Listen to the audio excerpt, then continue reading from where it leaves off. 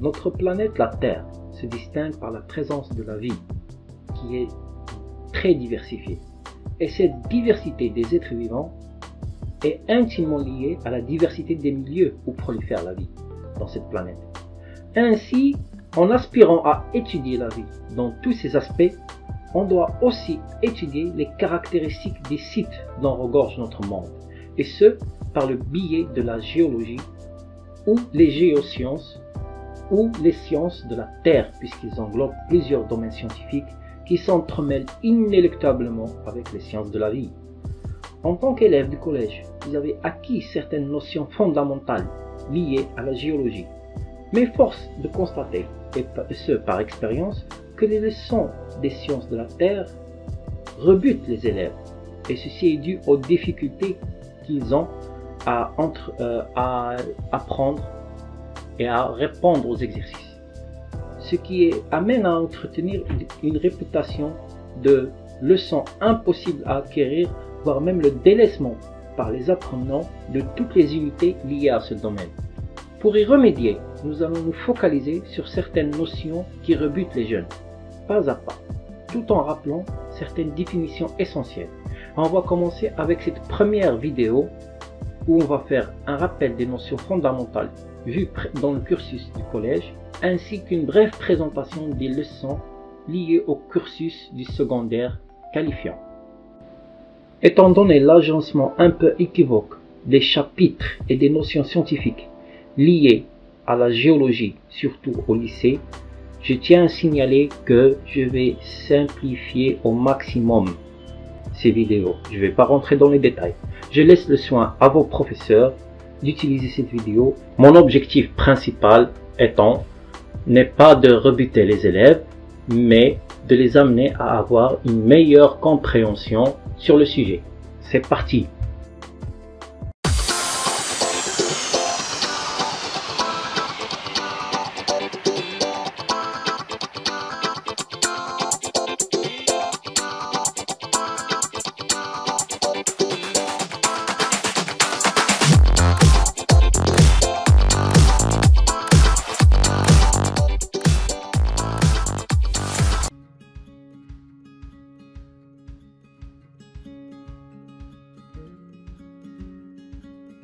Bien, on commence par une définition des roches. Les roches, ce sont des matériaux naturels, généralement solides, et formés essentiellement ou en totalité par un assemblage de minéraux ou d'agrégats d'autres roches. Et on peut les classifier selon leur origine ou les conditions de leur formation. On a trois grandes familles. On a les roches sédimentaires, les roches magmatiques et les roches métamorphiques. On commence par les roches sédimentaires. Ce sont des roches qui sont formées à la surface de la Terre ou dans les mers par l'accumulation en couches des matériaux sous l'action des agents exogènes comme le vent ou l'eau, ou les squelettes externes des petits organismes aquatiques. Comme le démontre cette animation, il y a un processus composé de 4 actions qui amènent à la formation des roches sédimentaires. Il y a érosion, c'est-à-dire dégradation de la roche-mère sous l'action soit de l'eau ou du vent. Il y a transport de ces grains résultant de l'érosion sous l'effet de la gravité ou d'un agent de transport. Il y a dépôt ou sédimentation dans des bassins sédimentaires où les grains se déposent et se regroupent. Puis, il y a formation de la roche ou diagénèse sous l'action de la consolidation de ces grains. Ces 4 actions amènent, comme le montre cette animation, à la formation d'une roche sédimentaire. Maintenant, pour les roches sédimentaires, ce processus se répète, c'est-à-dire après la formation des roches, la diagénèse, on a une érosion parce que ces roches sédimentaires vont être soumises à l'action du vent et de l'eau. Donc on a un cycle, une action cyclique. Ce cycle s'appelle le cycle sédimentaire. Vous l'avez vu au collège, mais au lycée, vous aurez une nouvelle définition du terme cycle sédimentaire. En général, les roches sédimentaires se trouvent à la surface et se disposent en strates, ce qui nous permet de dater l'histoire géologique de la région. En plus, ils constituent 75% des roches de la surface de la couche terrestre. je tiens à préciser la surface de la couche terrestre. Donc, ce seront notre principal outil pour étudier les phénomènes géologiques externes, ou bien la géodynamique externe. Passons maintenant à la seconde catégorie de roches, les roches magmatiques ou roches ignées ou éruptives. Ce sont des roches qui sont formées à partir de la solidification du magma. Comme le démontre cette petite animation, on a le magma en fusion à l'intérieur de la Terre. Et selon les conditions de refroidissement ou de cristallisation, on a essentiellement deux grandes familles de roches magmatiques. On a les roches volcaniques ou extrusives ou effusives, c'est-à-dire refroidies brutalement en surface après une éruption volcanique. Et on a les roches plutoniques ou intrusives qui sont refroidies ou cristallisées en profondeur lentement et sans perte des gaz dans la chambre magmatique. La troisième grande famille de roches, ce sont les roches métamorphiques. Ce sont des roches qui se forment par la recristallisation ou la restructuration des roches sédimentaires ou magmatiques. On parle généralement de déformation. Cela se produit soit sous l'action de la température qui augmente en profondeur de la Terre, soit sous l'action de la pression qui elle aussi augmente en profondeur, soit les deux en même temps avec le contact d'autres roches et de la lave. Parfois, on parle de métamorphisme, c'est-à-dire une restructuration sans qu'il y ait fusion, sans que la roche ne fond et ne devienne un magma. Comment cela se produit? En fait, les roches, comme on a dit précédemment, sont formées de minéraux. Et ces minéraux se restructurent, c'est-à-dire ils modifient leur agencement initial au sein de la roche sous le coup de la température ou de la pression ou les deux en même temps. Lorsqu'ils modifient leur agencement et leur structure, on a métamorphisme.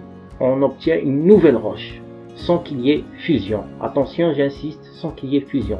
Si jamais il y a fusion et formation de magma, la roche n'est pas métamorphique, mais bel et bien une roche magmatique.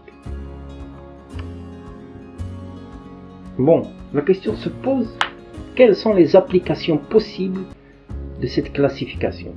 En premier lieu, on peut soutirer plusieurs informations des conditions de formation des roches.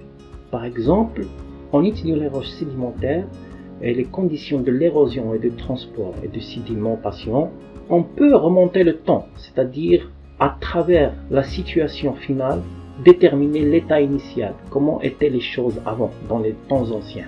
Ça nous permettra entre autres de tracer une carte paléogéographique. Le préfixe paléo veut dire en latin ancien, c'est-à-dire dans un site géologique, dans une ville, comment était le relief dans des temps géologiques anciens.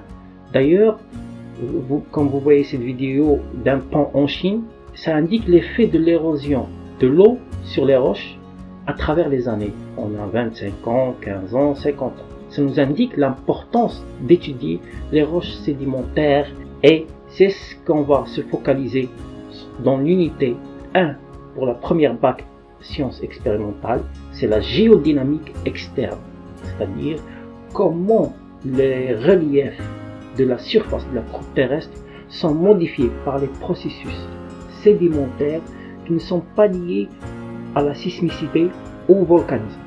Donc, ça sera le programme de la première année sciences expérimentales du baccalauréat. Ça comportera la restitution de l'histoire géologique et la paléogéographique, c'est-à-dire on va remonter dans le temps.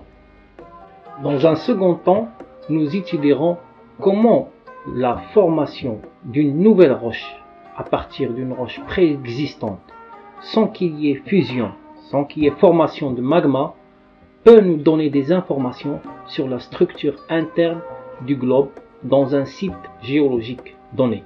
C'est-à-dire nous allons nous focaliser sur les roches métamorphiques et sur les roches magmatiques. Leur étude nous donnera des informations importantes sur les conditions régnant en profondeur de la croûte terrestre, c'est-à-dire les températures et les pressions qui y sont mesurées en profondeur. Ça sera l'unité didactique 6 du programme de la dernière année au lycée, c'est-à-dire la terminale. Et généralement, c'est nommé la géodynamique interne. Donc on a la géodynamique externe pour les classes de première année bac et la géodynamique interne pour les classes de terminale.